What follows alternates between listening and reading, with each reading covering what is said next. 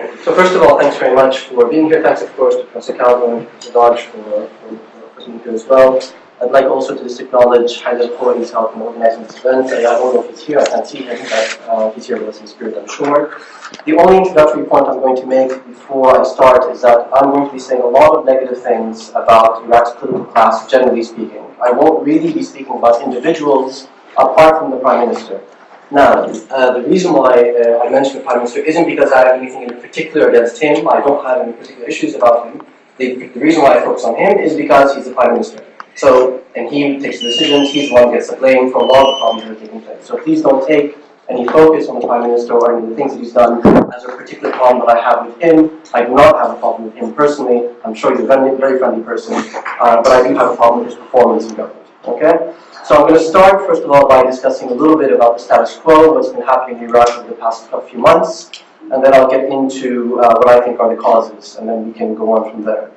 The first thing that I'll discuss about status quo is, some of you may know, some of you may not, that Iraq is not doing very well as a country. We rank close to bottom in a lot of international rankings, including standards of living, corruption, productivity. An Iraqi economist did a study recently. I don't know if it's very reliable, but it's made a lot of headlines in Iraq, at least, that the average Iraqi worker produces 17 minutes of effective work per day. I don't know if that's reliable, but it is an indication that we don't get a lot done in Iraq, not because Iraqi workers aren't hardworking, they're extremely hardworking. The problem is that there isn't much to do anymore. Right? There's just not any effective work to do in Iraq today. And of course, in relation to fundamental rights, you may have seen that there's a plethora of studies and reports coming from within Iraq and outside Iraq in relation to fundamental rights, including particularly detention and the treatment of people in detention. I won't focus on the details of that. If you want to look into it, you can look up all the reports. They're very easy to find online, or I can give them to you if you're interested. The other thing that's been happening at increasingly alarming rates now over the past few months is terrorist attacks are increasing. It's getting worse. The average death rate per month in Iraq is around triple what it was a year ago, and the rates are getting worse. There's a lot of terrible incidents of extreme violence, gruesome attacks against individuals. I won't go into the details of it, but you can probably imagine what the sorts of things I'm talking about. And the causes of that include, for example, you probably can imagine the conflict in Syria, which is right next door to Iraq and affects a lot of the border regions with our country. And of course, there's government services, including security services, which are also affected by all the elements that I mentioned before, including corruption. I discuss all of that as well. One of the things that isn't discussed very prominently outside of Iraq is the state of our environment. That's something I focus a lot about in the book. I dedicate an entire chapter to it, and I recommend that you read it because there isn't that much else that's written in English about our environment. And our environment, it really is collapsing, and it's a real disaster. So I really recommend that you read that chapter. I should just say that someone made a remark recently that they've never heard someone recommend individual chapters in a book, right, of their own book. So just to bring clarity to this issue, I recommend that you read the whole book. Right? But I will refer to individual chapters through the presentation, just in order to make your life easier, because I know that you're all very busy and may not have the time to read the whole thing. Okay, so how did this happen? How did we get to this current state of affairs? A lot of people like to use as their starting point the invasion in 2003. Some people go back even further to 1991. Some people go even further back than that. My starting point, and this reveals my bias as a jurist, is 2005. Okay, and the reason why I focus on 2005 is because that's the year when we drafted our constitution, and therefore that's the year when we had the opportunity to establish a new state of law, a new democratic state. If the negotiations had taken place properly, then that opportunity existed in 2005. However, it was not seized. Now, the central argument that I make in the book, and I discuss this in chapter 3, is that the manner in which the Constitution was drafted and its content is what's caused our situation today. Okay, so the manner and the content of the Constitution. I'll go into that in turn just right now. Okay. Now, what was the problem with the manner in which it was drafted is that although the process through which the Constitution was drafted was nominally democratic, so there was an election and a parliament was supposedly designated to draft the Constitution, the most salient parts of the Constitution, the most important parts of it, nominally the federal system of government, were not drafted in a democratic fashion. It was drafted behind closed doors in a process that was very, very untransparent and very undemocratic. And it was essentially drafted by the representatives of around about 20% of the population. And the representatives of the rest of the population were not involved in the discussions that led to the formation of the Constitution sections on federalism. Okay? And the impact is that when the government was formed in 2006, and once again in 2010, many of the ministers that were part of that government would pick up the Constitution at times and read its various parts, and would not see their ideas reflected in the text. Not only were they not part of the drafters, but also the ideas that were in the Constitution were drafted by people who had very unorthodox ideas about federalism. I'll discuss that in a moment. Okay? So the consequence is that for around about, since 2006, many of the provisions in the Constitution were violated, either directly or indirectly, either ignored or deliberately violated. Okay? And in fact, you can make 3 different categories of violation, and I think this is very important. Bear with me. I know that not all of you are jurists, and perhaps maybe very few of you are jurists, so this may bore a lot of you, but I think it's important. Okay? So the first category of violation was the violations of the most aggressive and controversial parts of the Constitution. So I referred earlier to the federal system of government. In my view, the federal system of government as provided for in the Constitution was deliberately designed to break up the country. Okay? So when the government refused to apply those provisions, I wasn't upset. I wasn't particularly unhappy. Right? But I was unhappy with the manner in which it refused to accept those provisions, which often involved the use of threats, amongst others. The second category of violation was in relation to provisions that were politically sensitive, but that were substantively equivocal. Okay? And I'll give you a very specific example of that is, for example, the provisions on oil and gas.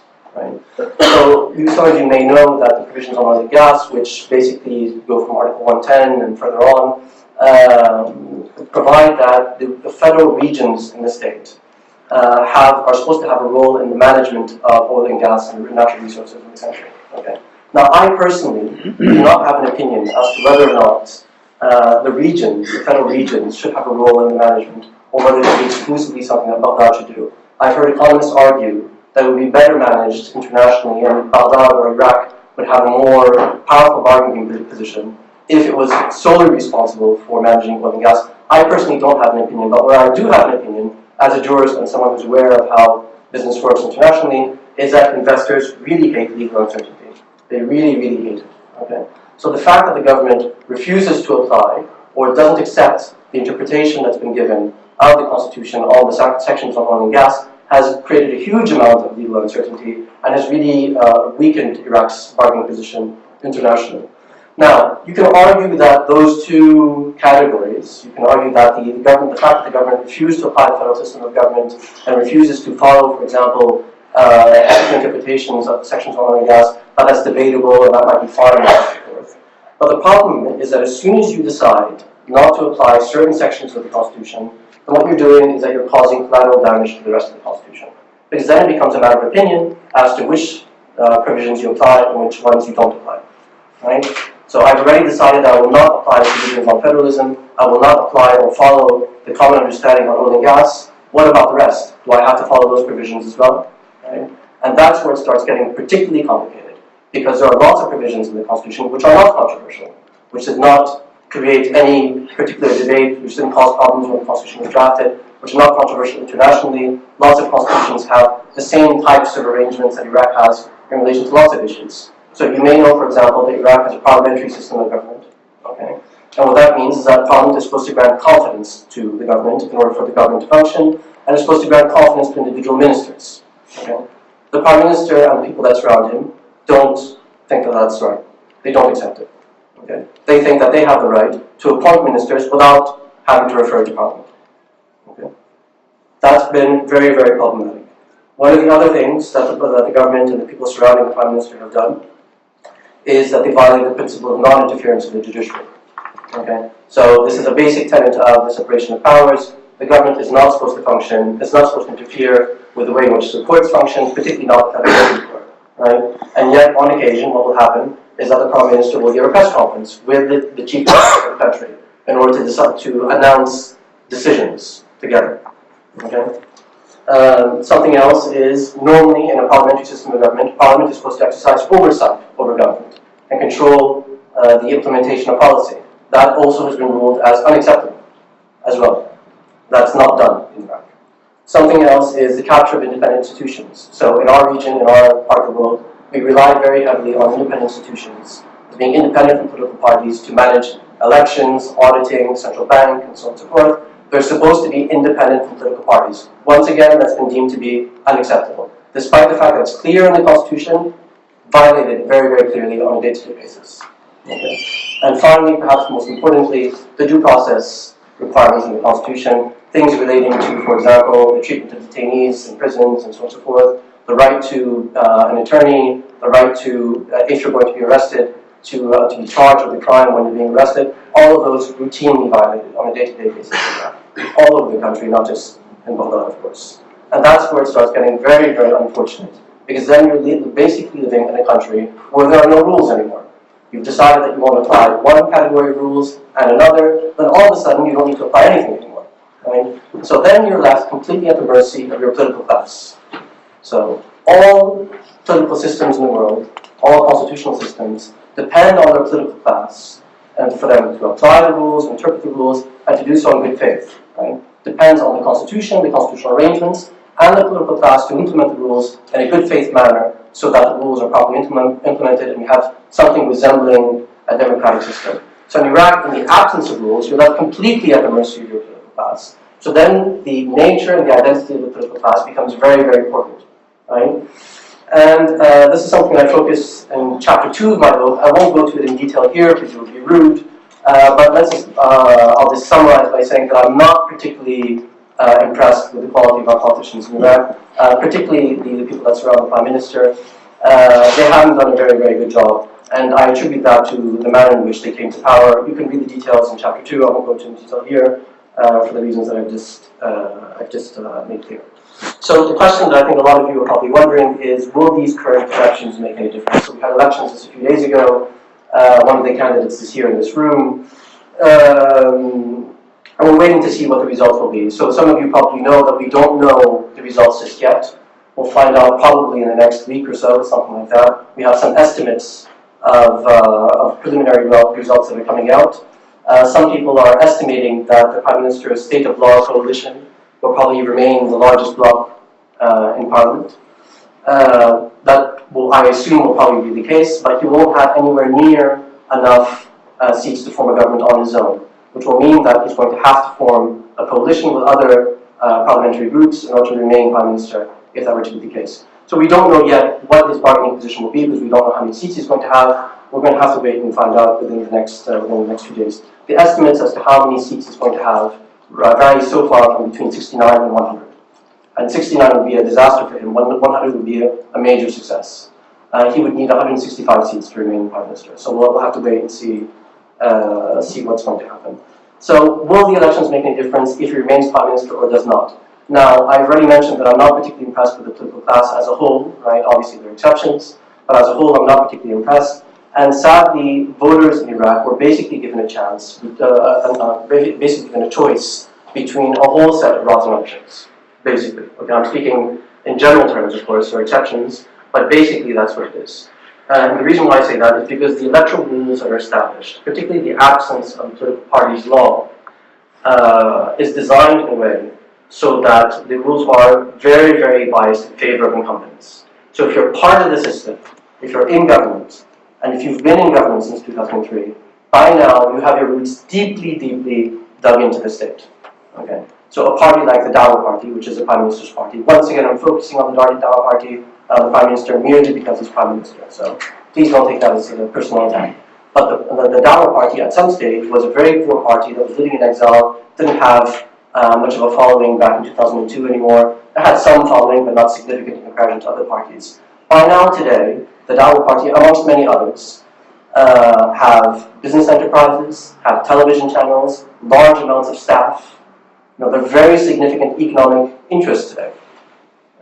And when you have media empires, you have money, you have influence in the country, if you're an outsider, you don't have access to government funds, you don't have access to corrupt funds, right? You don't own a television channel, you don't own websites, you don't have thousands of staff. You as an individual or as a group of people in Iraq who don't have access to all these things, what chance could you have, what opportunity do you have to run a national campaign to challenge political incumbents that have been controlling the state for the past 11 years. Okay. As an individual in your province, you may be well known, and you may be able to get a few votes, maybe a couple of seats, or that type of thing. But a national campaign is essentially impossible when you're competing against these vast business empires today. And that's becoming very problematic because basically the elections consist of a competition between all those parties that have been controlling the country since 2003. Outsiders essentially have no chance of breaking in. So if you want to reform, if you want to change things, the opportunity to do so is very, very limited according to the current rules. Because the absence of a political party's law in Iraq makes it so that we don't have any idea where the ruling parties keep their money, how they keep their money, where they get it from, and how they spend it. We essentially have no idea. We don't know if they keep it under their mattresses, in their socks, in foreign bank accounts. We have no idea. We don't know if they keep it in gold or in cash. No one has any clue. No one has any clue how much money they have or what any of it is spent. Okay. It's not that in lots of countries in the region you have political parties' laws that are not applied. In our case, we just don't have them. Okay. Okay. So given that the election and all previous elections were basically just a competition between pre-chosen political elites, what are the stakes therefore? What is at stake? The possibilities include Maliki staying or leaving, and a majority government or another national unity government which brings together all political parties in the same government.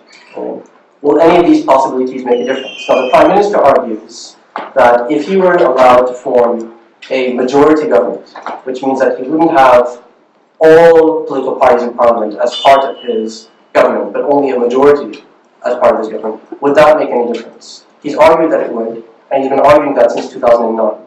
Okay.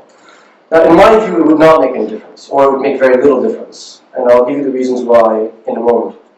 The first reason why is because although Maliki's initial, the government that he formed in 2010 was initially a government of national unity, by the end, it no longer was. Many of the ministers that were initially part of government had left, were either thrown out, arrested, or threatened with arrest, resigned in protest. Once again, one of the individuals who resigned in protest is here in this room as well.